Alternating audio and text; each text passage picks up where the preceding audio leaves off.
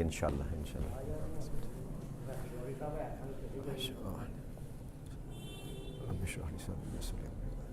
ناگے دراصل بڑے پائے 3 ہفتے تقریباً 20-21 دن جڑا ناگا پیا نا جی دوویں تینے کام سن گلا حالوں تک نہیں درست ہویا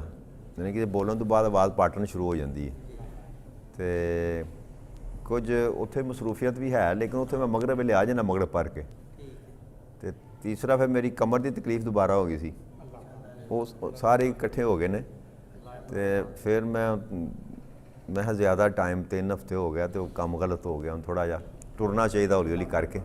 اللہ تعالیٰ خیر کرے رب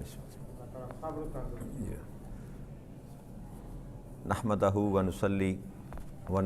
علی رسولہ الامین المکین الحنین الکریم الرؤوف الرحیم اما بعد فاعوذ باللہ من الشیطان الرجیم بسم اللہ الرحمن الرحیم واجب الاحترام ساتھی اللہ تعالیٰ کا بے پناہ لطف و کرم اور اس کا احسان عظیم ہے کہ جس کی توفیق سے ہم اس کے ذکر کے لیے اس کے گھر میں جمع ہیں کل اللہ کی توفیق سے ہم نے آیت نمبر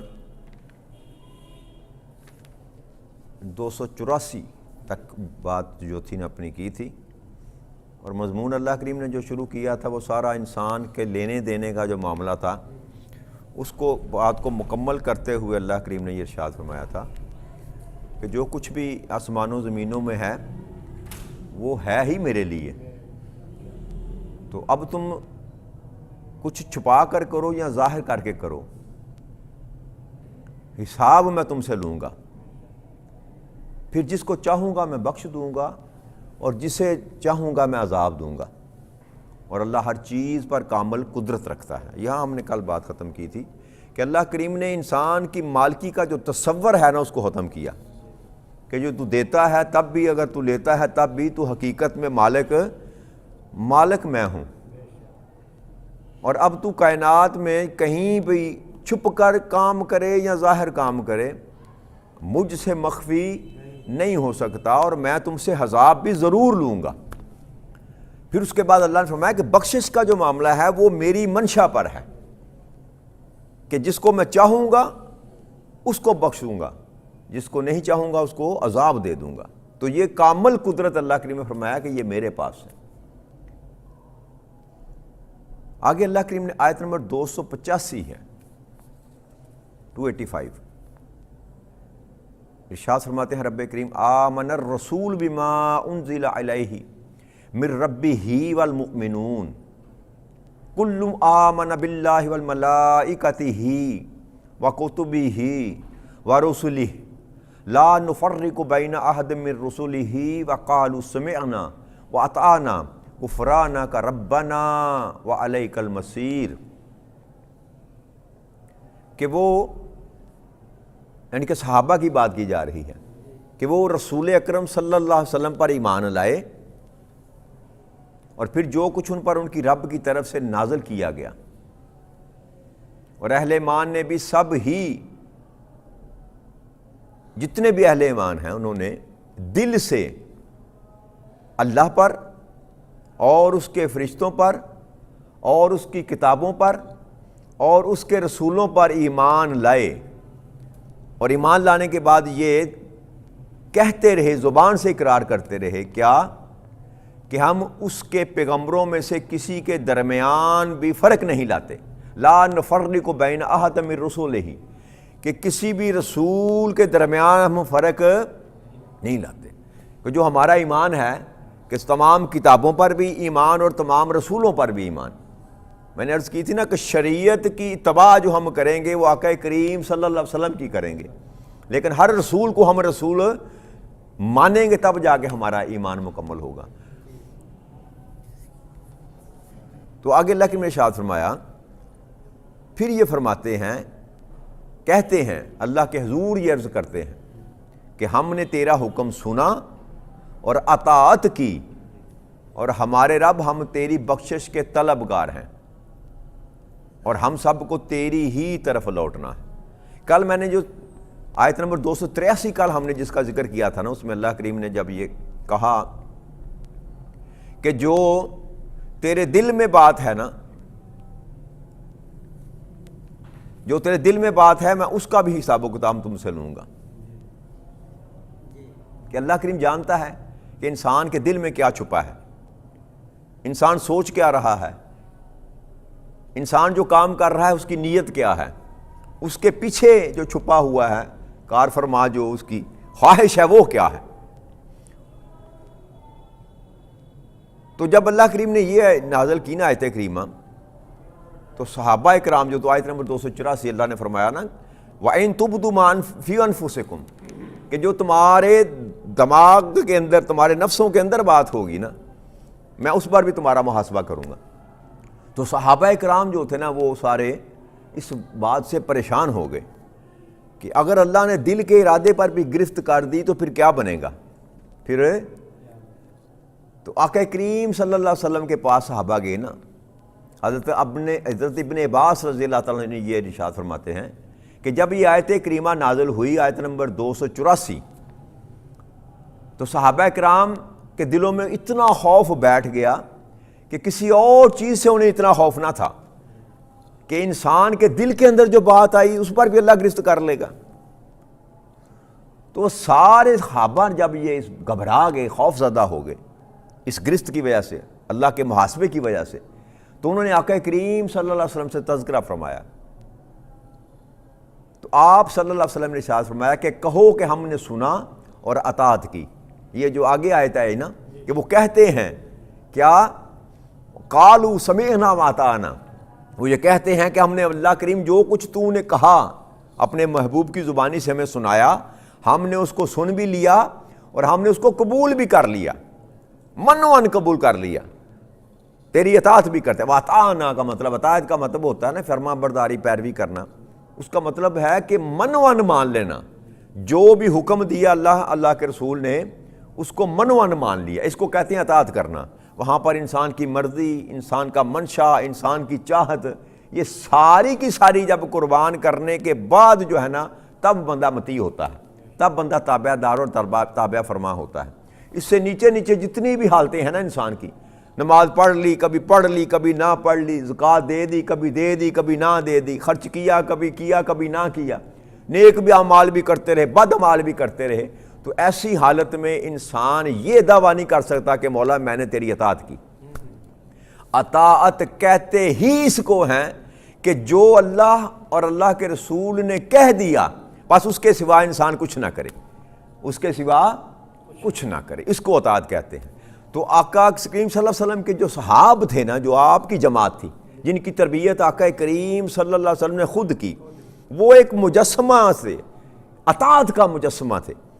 ایک پوری اطاعت کی تصویر تھے. وہ ان کا اٹھنا بیٹھنا چلنا، زندگی کے معاملات، لین دین، عبادات، ریاضات، جو کچھ بھی تھا وہ بین ایسا ہی تھا جیسے اللہ کے رسول فرمایا کرتے تھے. جس چیز سے آقا نے منع کر دیا اس سے وہ منع ہو گئے. ایک صحابی تھے، تو جب سونے کے حرام ہونے کا حکم آیا نا تو انہوں نے انگوٹھی پہن رکھی تھی. نوجوان صحابی تھے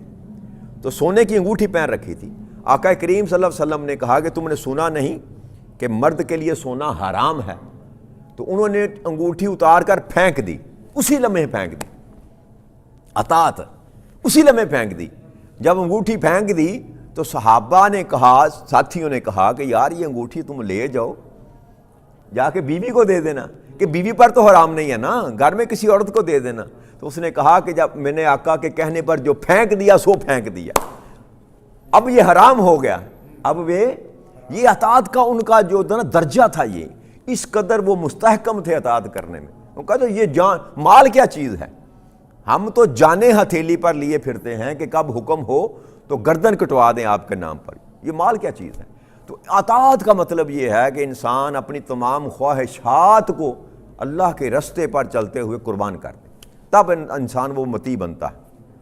پھر فرمایا کہ غفرانک ربنا وعلیک المصیر، اے مولا ہمیں ہمارے کامل بخشش کر دے، ہمیں بخش دے، تو ہمیں معاف کر دے. تو جب یہ پیغام دینے کے بعد پھر اللہ کریم نے وہ جو آیت پیچھے گزری 284 اس کو منسوخ کیا. صحابہ کرام کا جب یہ معاملہ دیکھا کہ صحابہ کرام تو ڈر گئے، خوف زدہ ہو گئے اس معاملے سے، میری گرفت ہے، تو پھر اللہ کریم نے وہاں پر نرمی اختیار کی اور دوبارہ حکم دیا یہ آیت نمبر 286 میں کہ لا یکلف اللہ نفسا الا وسعها، کہ اللہ کسی جان کو اس کی طاقت سے بڑھ کر جو ہے نا وہ تکلیف نہیں دیتا. یعنی کہ کچھ معاملات انسان کے ایسے ہوتے ہیں جو اس کے اختیار میں نہیں ہوتے جی. تو اللہ جو انسان کے اختیار میں نہیں ہے نا اس پر گرفت نہیں کرتا. پھر اللہ نے فرمایا کہ جتنا کچھ تو بوجھ اٹھا سکتا ہے نا میں اس قدر ہی تجھ پر بوجھ ڈالتا ہوں، اس قدر ہی تجھ پر بوجھ ڈالتا ہوں. اس کی ایک دوسری شکل جو میں نے آپ سے بیان کی تھی نا کہ عام معاملہ تو یہی چلتا ہے کہ اللہ کسی کو بھی اس کی طاقت سے بڑھ کر آزماتے نہیں ہیں. لیکن جب کوئی بندگی کا دعویٰ کرتا ہے نا کہ میں تیرا ہوں، میں تیرا ہوں، پھر جب وہ دعویٰ کرتا ہے تو پھر اللہ کریم پھر اس کو بڑھ کر آزماتا ہے، پھر اس کا ٹیسٹ لیتا ہے اور عام آدمی سے بڑھ کر اس کا ٹیسٹ لیتا ہے کہ اب میں دیکھوں کہ یہ جو دعویٰ کر رہا ہے کہ مولا میں تیرا بندہ ہوں کیا اس کی بندگی میں واقعی سچائی ہے. وہ کھوٹ اللہ کریم چیک کرتا ہے. تو اس حالت میں اللہ کریم زیادہ جو ہے نا انسان پر آزمائشیں ڈالتا ہے. جیسے انبیاء کرام پر آئیں، نبیوں پر جو آزمائشیں آتی تھیں وہ عام آدمی اس کو برداشت ہی نہیں کر سکتا، عام آدمی کے بس کا روگ ہی نہیں ہے. کیوں کہ جو مقام اللہ کریم نے ان کو عطا فرمایا ان آزمائشوں کی بدولت عطا فرمایا.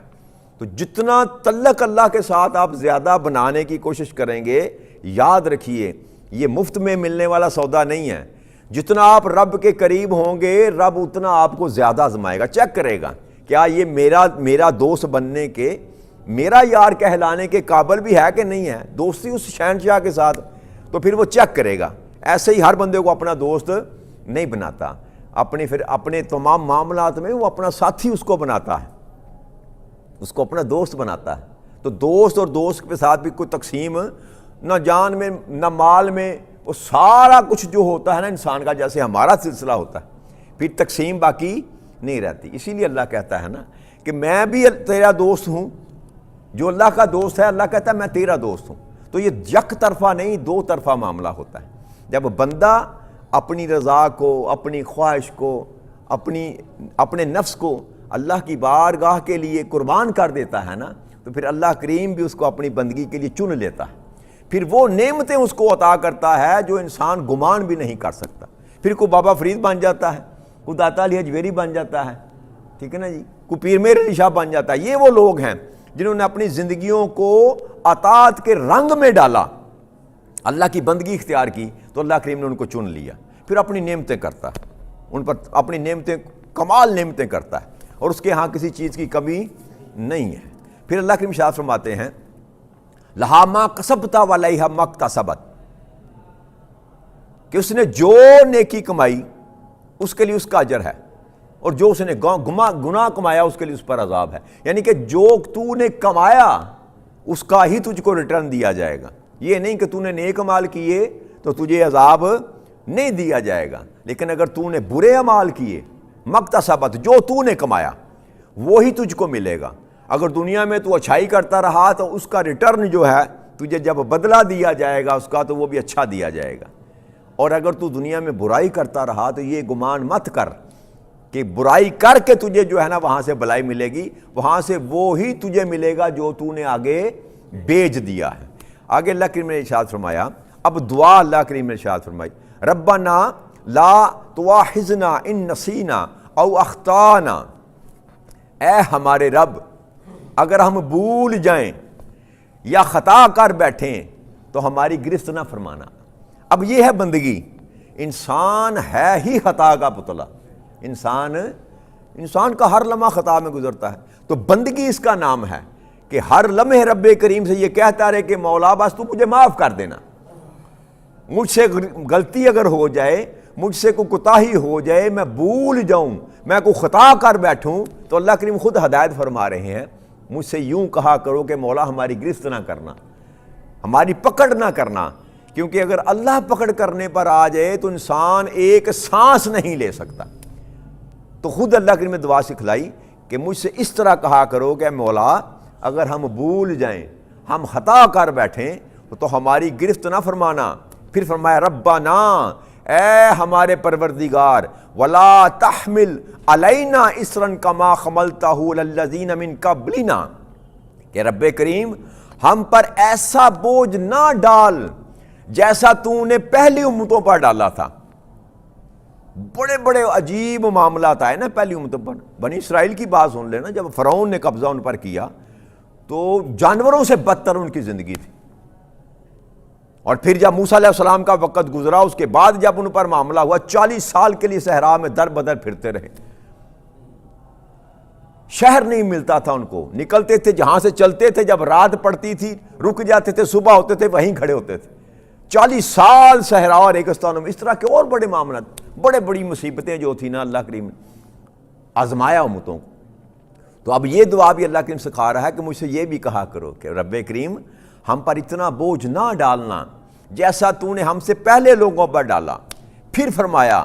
ربنا ولا تحملنا ما لا طاقت لنا بہ،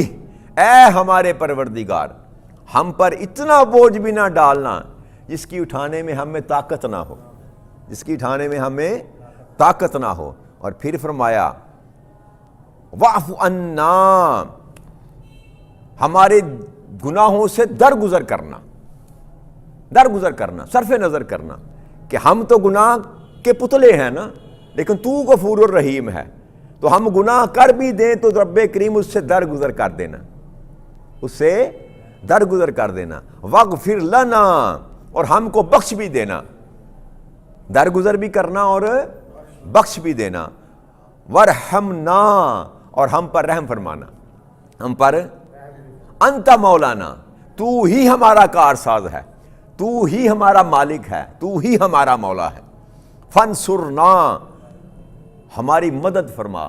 ہمیں فتح نصیب فرما، ہمیں غلبہ نصیب فرما۔ کن پر؟ علی القوم الکافرین، جو لوگ کفر اختیار کیے بیٹھے ہیں ان پر ہمیں غلبہ نصیب فرما۔ تو یہ آیت کریمہ، دو آیت کریمہ جو ہے نا، 285 اور 286، ان کی بھی اللہ کریم نے بڑی شان رکھی ہے، اور یہ آخری دونوں آیات ہیں سورہ البقرہ کی، یہاں ہماری سورہ بقرہ مکمل ہوتی ہے۔ تو اس دونوں سورہ جو آیت کریمہ ہے نا، تو اس کے متعلق آقا کریم صلی اللہ علیہ وسلم کا ارشاد گرامی ہے۔ حضرت ابن ابو مسعود انصاری رضی اللہ تعالیٰ عنہ صحابی ہیں، انہوں نے ارشاد فرمایا کہ آقا کریم صلی اللہ علیہ وسلم نے فرمایا کہ جو آدمی سورہ بقرہ کی یہ 2 آیات جو ہے نا، ان کی تلاوت کر لے نا رات کو، رات کے وقت ان کی تلاوت کر لے تو یہ اس کے لیے کافی ہو جائیں گی، اس کے لیے یعنی کہ سارے معاملات میں اس کے لیے کافی ہو جائیں گی۔ ان کی اتنی برکتیں ہیں، اور اس کی وجہ یہ ہے کہ یہاں جو بندگی کا اظہار کیا جا رہا ہے نا کہ مولا میں کچھ نہیں، میں کچھ نہیں، میں نے تیرے محبوب کی کہی ہوئی بات کو مان بھی لیا، تیری اطاعت بھی اختیار کر لی، مولا ہم پر وہ بوجھ نہ ڈال جو ہم اٹھا، یعنی کہ اپنی کمپسری کہتے ہیں اور اپنی کمزوری کا جو ہے نا بندہ اظہار کر رہا ہے۔ اور یہ جو عجز و انکساری ہے نا، یہ سب سے زیادہ اللہ کو پسند ہے، تکبر اللہ کی ذات کو پسند نہیں ہے۔ تو یہاں سارا عجز ہے، ساری انکساری ہے کہ مولا ہم کچھ بھی نہیں، ہم گناہ گار ہیں، ہم خطا کے پتلے ہیں، بس تو معاف کرنے والا بھی ہے، تو درگزر کرنے والا ہے، تو رحم کرنے والا بھی، ہمارے ساتھ یہ معاملہ کر۔ تو آقا کریم صلی اللہ علیہ وسلم نے فرمایا کہ جو یہ 2 آیت کریمہ کی تلاوت کر لے، اس پر یہ دونوں اس کے لیے، انسان کے لیے یہ کافی ہو جاتی، یہ کافی ہو جاتی۔ ایک اور حدیث مبارک ہے، یہ صحیح مسلم میں جلد نمبر 1 حدیث نمبر 1871 جلد اول میں، حضرت ابن عباس رضی اللہ عنہ فرماتے ہیں کہ ہمارے درمیان آقا کریم صلی اللہ علیہ وسلم کے ساتھ ہم بیٹھے تھے کہ جبرائیل امین اچانک نمودار ہوئے، اور اوپر سے نہ زور کی آوازیں آنی شروع ہو گئی آسمان سے۔ تو آپ صلی اللہ علیہ وسلم نے اپنا سارے مبارک اٹھا کر اوپر دیکھا اور جبرائیل امین سے پوچھا کہ یہ کیا ہے؟ تو جبرائیل نے فرمایا، علیہ السلام نے فرمایا کہ یہ دروازہ آسمان کا ہے جو صرف آج کے دن کھولا گیا ہے، اور اس سے پہلے کبھی نہیں کھولا گیا۔ پھر اس سے ایک فرشتہ اترا، حضرت جبرائیل علیہ السلام نے فرمایا کہ یہ فرشتہ جو زمین کی طرف اترا ہے یہ آج سے پہلے کبھی نہیں اترا، زندگی میں، اپنی پوری زندگی میں کبھی یہ زمین پر نہیں اترا۔ اور اس فرشتے نے سلام کیا آقا کریم صلی اللہ علیہ وسلم کو، اور یہ کہا آپ صلی اللہ علیہ وسلم کو 2 نوروں کی خوشخبری ہو، یعنی کہ وہ اسپیشل پیغام لے کر آیا، وہ فرشتہ، اس کی ڈیوٹی اسپیشل یہ لگائی گئی، جا کر میرے محبوب کو یہ خوشخبری سنا، 2 نوروں کی خوشخبری دو، جو آپ صلی اللہ علیہ وسلم کو دیے گئے ہیں اور جو آپ سے قبل کسی نبی کو نہیں دیے گئے. ایک سورہ فاتحہ، یہ ایک ایسا نور ہے کہ جو 1,34,000 پیغمبروں میں سے کسی کو عطا نہیں کیا گیا. اس کی ایک اپنی فضیلت ہے، اس کی ایک علیحدہ سے ایک اپنی فضیلت ہے جو کسی اور کی نہیں ہے. اور دوسرا فرمایا انہوں نے سورہ بقرہ کی آخری آیات کہ قرآن کریم میں ایسا کلام بھی آپ کو کہیں نہیں ملے گا. ان دونوں آیت کریمہ میں جو کلام اللہ نے کیا، ایسا کلام قرآن کریم میں نہیں ملے گا. تو یہ دونوں جو آیت کریمہ ہیں تو انہوں نے فرمایا کہ یہ ایسے نور ہیں جو آپ سے پہلے کسی کو عطا